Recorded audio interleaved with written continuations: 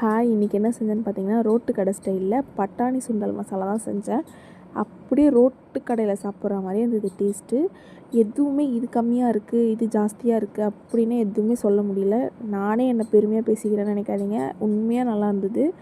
நானாக செஞ்சேன்னு எனக்கே சந்தேகமாக தான் இருந்தது. எங்கள் அம்மாவும் சூப்பராக இருக்குது அப்படின்னாங்க. எங்கள் அம்மா வரப்போ என்ன சொன்னேன், மசால் வடை வாங்கினோம் அம்மா, அதை போட்டு சாப்பிட்டோன்னா இன்னும் சூப்பராக இருக்கும் அப்படின்னு சொல்லிட்டேன்.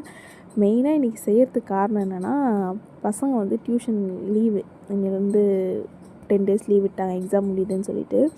அதனால் என்ன சொன்னாங்க, அக்கா கடையில் எதுனா நம்ம வாங்கி சாப்பிட்லாங்க்கா, காளான் மாதிரி அப்படின்னாங்க. அதெல்லாம் வேணாண்டா, நான் வீட்டிலே செய்கிறேன், நீங்கள் வீட்டுக்கு வந்து சாப்பிடுங்க அப்படின்னு சொல்லிட்டு சொன்னேன்.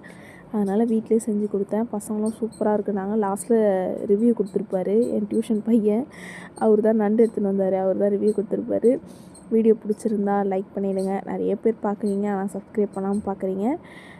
இந்த வீடியோ பிடிச்சிருந்தா நீங்களும் இதே மாதிரி செஞ்சு பாருங்கள். டேஸ்ட்டு சூப்பராக இருந்துச்சு. இதே மாதிரி செய்யுங்க, கரெக்டாக முடிஞ்சிச்சு. அதனால் இது லாஸ்ட் டே. எங்கள் அக்கா 10 டேஸ் ஊருக்கு பார்த்தனால நான் எங்கள் அக்கா லாஸ்ட் டே அன்னைக்கு சுண்டல் செஞ்சு தராங்க.